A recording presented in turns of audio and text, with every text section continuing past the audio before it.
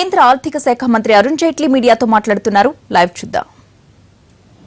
और पूरे democratic system में भी इसका एक कॉस्ट है जो इनबिल्ट है. कुछ कॉस्ट अपेरेंट है, कुछ इनबिल्ट है.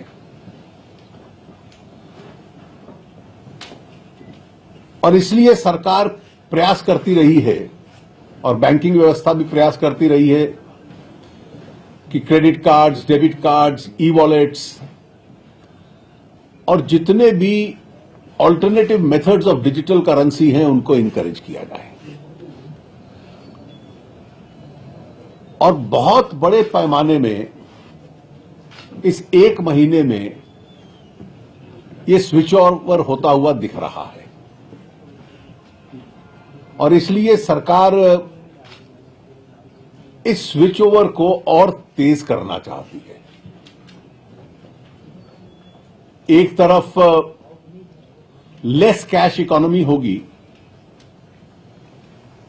जिसके लिए धीरे धीरे रोज एक करेंसी रिलीज करता है रिजर्व बैंक, और दूसरी तरफ डिजिटलाइजेशन की तरफ एक बड़ा प्रयास होगा और शिफ्ट होगा. सरकार ने कुछ जो सरकार की ये ओवरऑल पॉलिसी थी डिजिटाइजेशन की और उसकी तरफ जाए, कुछ प्रमुख निर्णय लिए हैं जो मैं आपके सामने रख देता हूं. हर निर्णय कब से लागू होगा, जो कंसर्न्ड डिपार्टमेंट्स हैं उसकी डेट्स नोटिफाई करेंगे और वो डेट्स तुरंत होंगी. ये इसकी बहुत लंबी प्रतीक्षा नहीं करनी पड़ेगी.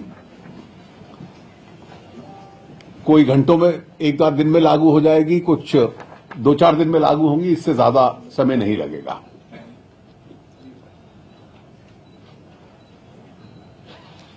₹4.5 करोड़ कंज्यूमर्स रोज पेट्रोल और डीजल खरीदते हैं पेट्रोल पंप से, और इसकी जो डेली सेल है लगभग 1800 करोड़ रुपए के करीब है.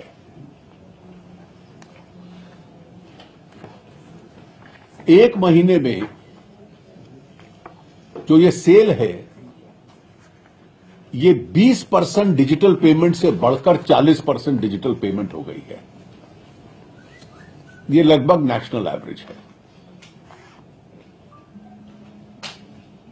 हम लोग चाहते हैं कि ये और बढ़े,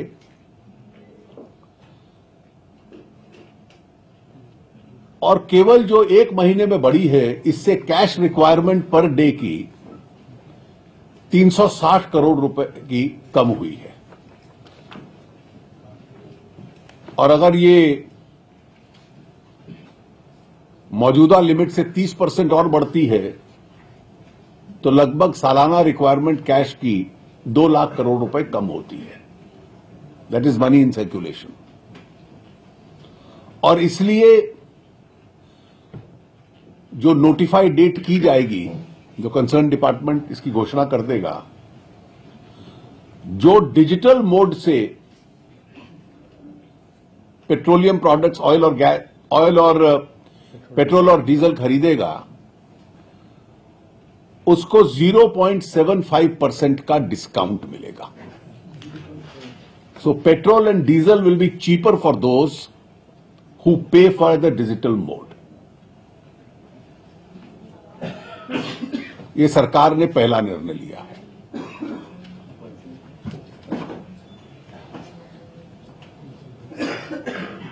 दूसरा निर्णय है कि 1 लाख गांव इस देश में जिनकी पॉपुलेशन 10,000 तक है, उसमें पर विलेज जो सरकार का फाइनेंशियल इंक्लूजन फंड है, उस फंड में से 2 point of sale machines free of cost provide की जाएंगी. There will be 2 point of sale machines provided to every village which has a population up to 10,000 and 1 lakh villages, 1 lakh गांव इस purpose के लिए सिलेक्ट होंगे। ये फाइनेंशियल इंक्लूजन फंड में से इसको सपोर्ट किया जाएगा और विशेष रूप से जो एग्रीकल्चरल क्रेडिट सोसाइटीज हैं, मिल्क सोसाइटीज हैं, जहां बहुत ज्यादा लोगों की डीलिंग होती है, इस तरह के पॉइंट ऑफ सेल इस डिस्ट्रीब्यूशन के लिए चुने जाएंगे। मतलब अगर एवरेज साइज उस गांव का 7,500 भी हम लोग मान लें, तो इससे लगभग 75 करोड़ लोग उन तक इन पॉस मशीन्स की एक्सेसिबिलिटी पहुंच जाएगी।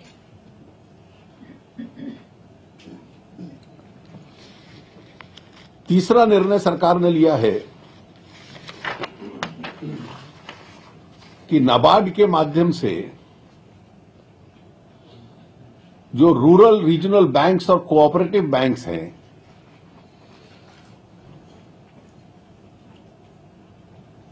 वो 4 करोड़ 32 लाख किसान जिनके पास किसान क्रेडिट कार्ड हैं, उनको रुपे किसान कार्ड देगी, जिनके माध्यम से वो point of sale machines, micro ATMs और एटीएम्स तक ट्रांजैक्शन कर पाएंगे। जो उनकी स्वाभाविक क्रेडिट लिमिट्स हैं, वो लिमिट्स इस पे लागू होंगी। चौथा निर्णय सरकार ने किया है कि जहां जहां सबर्बन रेलवे नेटवर्क है, उन सबर्बन रेलवे नेटवर्क्स में जो लोग मंथली और सीजनल टिकट लेंगे डिजिटल मोड से पेमेंट करके,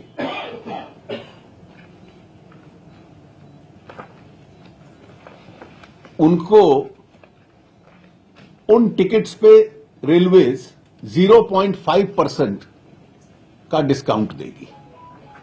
तो अगर आप डिजिटल मोड से मंथली और सीजनल टिकट लेते हैं तो आपको उसका डिस्काउंट मिलेगा, वो सस्ता रहेगी टिकट।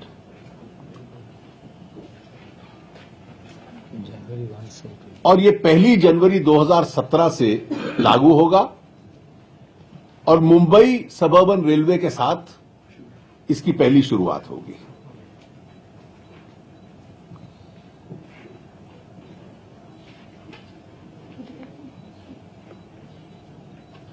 इस देश में जितने लोग रेलवे में सफर करते हैं, ये अगला इंपॉर्टेंट निर्णय है, उनमें से 58% आज भी ऑनलाइन टिकट्स रेलवे की बुकिंग करते हैं। जो ऑनलाइन बुकिंग करेगा उसको टिकट के साथ साथ 10 लाख रुपए का एक्सीडेंट इंश्योरेंस क्लेम मिलेगा। जो कैश में पेमेंट करेगा उसको नहीं मिलेगा, जो डिजिटल मोड से पेमेंट करेगा उसको ये इंश्योरेंस कवर मिलेगा। I'll repeat this in English, that for all railway passengers who travel by Indian Railways, 58% are already paying for their tickets online.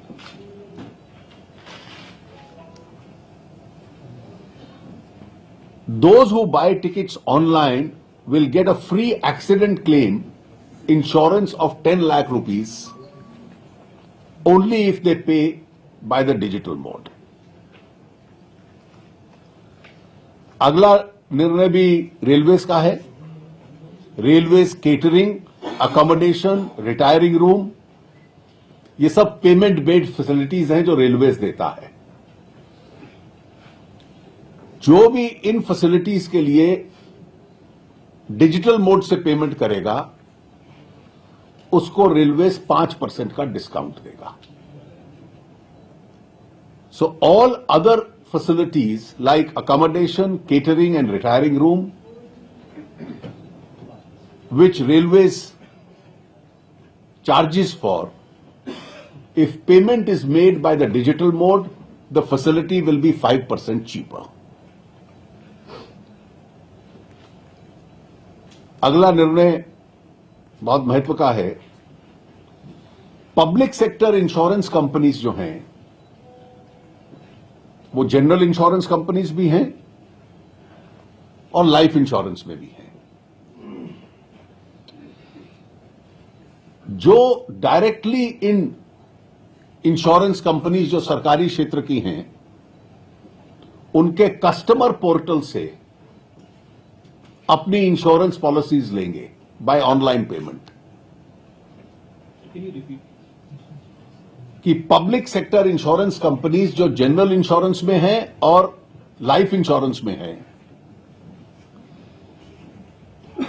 जो लोग कस्टमर पोर्टल है उन कंपनीज का, that is the GIC companies, general insurance companies and the life insurance company, अगर वो directly customer portal से policy खरीदते हैं और उसका प्रीमियम देते हैं,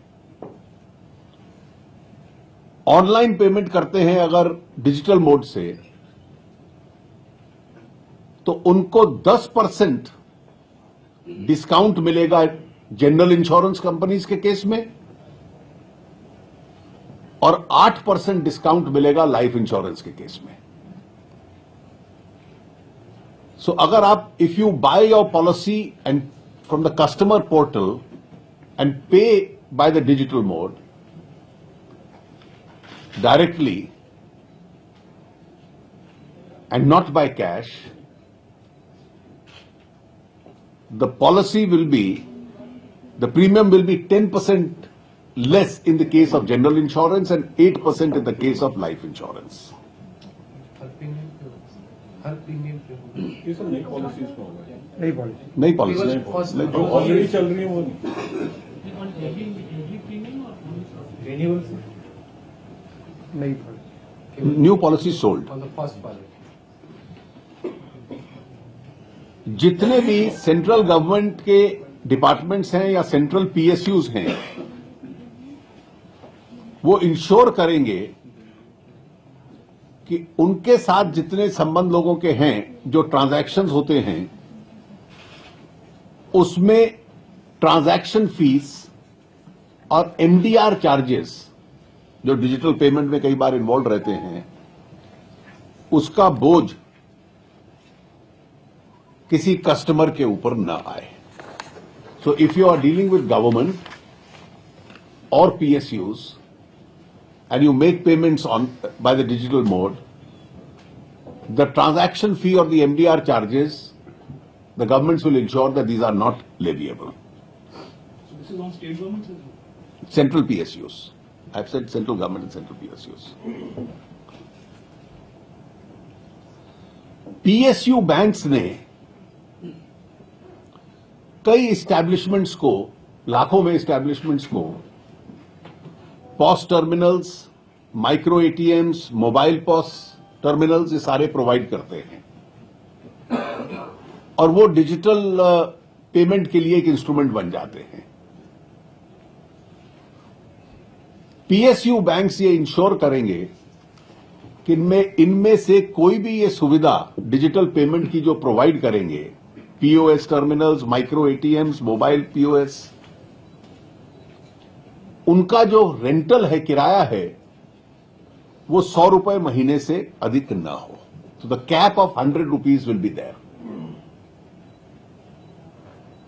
आज ऑलरेडी 6.5 लाख मशीन्स जो PSU बैंक्स ने प्रोवाइड किए हैं, 6.5 lakh machines which have been provided by PSU banks are existing today. More will be provided.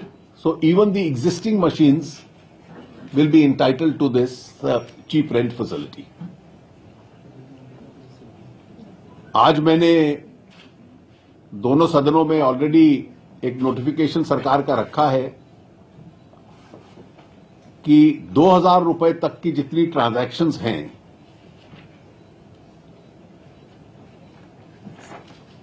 Digital mode से, उन पे सर्विस टैक्स नहीं होगा। ये already parliament has been inform today of this. और जो अंतिम निर्णय इस रिगार्ड में है,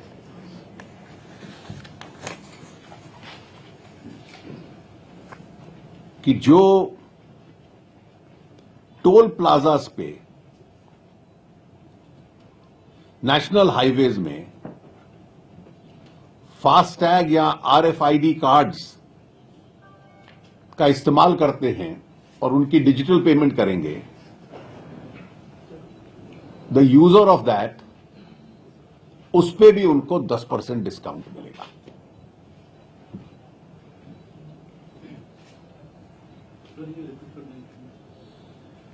जो नेशनल हाईवेज पे जितने टोल प्लाजास हैं, उन टोल प्लाजास के यूज करने के लिए, टोल के लिए आरएफआईडी कार्ड या फास्टैग्स होंगे जिनके पास, और उसकी पेमेंट वो डिजिटल मोड से करेंगे, तो उनको वो 10% डिस्काउंट यानी सस्ता मिलेगा। Cash will cost, the cash cards will cost more than the digitally paid cards. तो ये 11 इंपॉर्टेंट डिसीजंस हैं जो सरकार ने आज लिए हैं।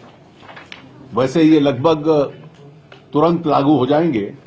उसके जो औपचारिक नोटिफिकेशंस या ऑर्डर्स हैं उस दिशा में कंसर्न विभाग इसको इशू करेंगे। और इसके पीछे जो उद्देश्य है वो यही है कि जो मौजूदा स्थिति में कैश के स्थान पर डिजिटल ट्रांजैक्शंस पे सरकार का एम्फेसिस है, इसके माध्यम से उसको और तेज किया जाए। We want to catalyse that whole process. Sir, there are 11 announcements that you have made, sir. How much lesser cash will now be, used through all these announcements? You see, Is there any assessment that the government has made? You see, we are now using, we were using as of 8th November, excessive amount of cash and a very, very limited amount of digital transactions.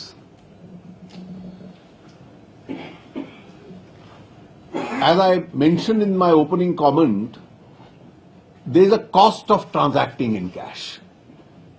And that cost of transacting in cash has to be borne by the economy. It has also to be borne by the political system. These are costs which are visible, these are costs which are invisible. Excessive cash can also lead to a lot of malpractices. And therefore, in the long run, we are using this also as an opportunity to move towards digitization. Now, in almost industry after industry, service after service, the feedback we are getting is that this movement is quite rapid. Now, how much are we eventually able to stop at? This is a matter of final calculation. I don't want to speculate at the figure. But this will certainly make India into a less cash economy. MDR charge per transaction ₹15 ले रहे हैं अभी भी। MDR charge हटाने के बावजूद भी 31 दिसंबर तक पेट्रोल पंप पर ट्रांजेक्शन ₹15 ले रहे हैं अभी भी। देखिए, अगर कोई उल्लंघन करता है तो उस शिकायत को हम लोग देखेंगे। मतलब अगर कोई उसका वायलेशन करता है तो फिर उसके साथ जो भी कंसर्न ऑयल कंपनीज हैं उस पेट्रोल पंप के साथ डील करेंगी। सर, डिस्काउंट करेगा। How long will these incentives be offered? Is there any end date? No, there is no end date which we are mentioning just now. Sir, who will bear the cost of these discounts? You see, the cost of these discounts will be borne within the by each of the organizations, because most of these discounts are being offered by bodies which are either central government run or are PSU units. Now, how the government deals with each one of them is a matter internal to the government. So will the whole discount also be passed on through private fuel retail outlets, or will this be limited? No, I have said because it's only the PSUs which have taken this decision. The private ones are to decide in the world of competition what they are to do. They are free to sell costlier petrol and face the consequences of the market. So what are the revenue implications of removing service tax below 2,000 rupees? Are they significant costs? I don't think it can be quantified. Not at this moment, But we will there would be a revenue consequence of every decision. Sir, have you Nearly 70% of the transaction are brought to South. And you see, since this process has just started, those exact accurate data are not Sir, available. have you thought about encouraging digital payments for funding of political parties? Can I tell you, this would inevitably be a future course. And I think if it becomes digital, if it becomes smaller donations, if it becomes lesser donations from a larger body of donors, it will be a great day for Indian democracy. And when I was repeatedly saying the cost of dealing in cash are both to the economy and the political system, this is one of the factors that I had in mind. After all, internationally, if you've seen in large democracies, you have literally lakhs and millions of people donating small amounts online to political parties. Sir, RBI has received more money than expected. What is that? Look, I let the final figures come. I may only clarify that merely depositing money in a bank doesn't mean that it changes color from black to white. Its tax liability would still remain because what is unexplained will still remain taxable. And therefore, what is deposited in the bank will be closely scrutinized to determine the tax liability on that money. So, sir, are you saying that there is a lot of black money has been deposited in banks? No, I am not saying that, but ultimately it's for the revenue officials of the tax department to determine. The mere fact that money has come into the bank doesn't make it change colors. But sir, would you agree that your claim the Attorney General gave to the court that only you... I am not making stands any, false? Vicky, I am not making any comment on any claim. These are only No, sir, this potential. was government's claim because you initially said No. that a lot of black money is, the government kept saying, and now you're changing goalposts, you're moving to digital. You see, anybody would be too naive to believe that there was no black money in India. No, sir, but actually the money We is knew, not back. we live in a real world. And therefore, how much of it is there will depend on how much of it is explained and how much is not explained. Sir credit card और debit card पे MDR already आपने 31 तक wave कर दिया, तो जो service tax हटाया गया है तो वो तो सर्विस चार्ज पे ही लगता था, तो वो एक Service charge. तो वो सर्विस चार्ज पे ही लगता था, तो वो एक लॉजिकल मूव हुआ ना, इसका नेक्स्ट स्टेप तो यही हुआ ना सर. नेक्स्ट स्टेप यही है. सर जो चेन्नई से waivers, exemptions, discounts which you have announced today. Now, a lot of people will be waiting whether these are long-term measures or short-term. At the moment, I have not announced any end date. It's a part of our campaign to incentivize people, So this to transaction- persuade people, to incentivize people. And I think incentivizing people to go digital and shed cash to the extent it is possible is a good development for the economy. For example, this transaction surcharge and others which were announced earlier, waiver. Sir digital पर बढ़ा देने के अलावा क्या लोग कह रहे हैं ये भी कि जो कैश ट्रांजैक्शन है उसको इंसेंटिवाइज किया जाए. देखिए, आज जितना निर्णय सरकार ने लिया मैंने आपको बता दिया है. सर चेन्नई में आईटी विभाग ने 70 करोड़ नए नोट पकड़े देखिए, हैं. सर, तो ये जो पूरा जो सिस्टम चल रहा है बैंकिंग सेक्टर पे कुछ नहीं, वो इनके प्रश्न का उत्तर देता है जो कह रहे थे कि ब्लैक मनी कितनी है. Also, but the banking system is itself involved. We've seen so many branches. So they will be, you see, if somebody misconducts himself, he'll be held accountable. After all, there are bank officials who are being held accountable. If more complaints come and more evidence comes, certainly they'll be brought to book. So the service tax exemption up to 2,000 rupees that applies also to net banking or is it only to card transactions? All digital transactions. And so, any revision on the limits that could happen? Maybe? अभी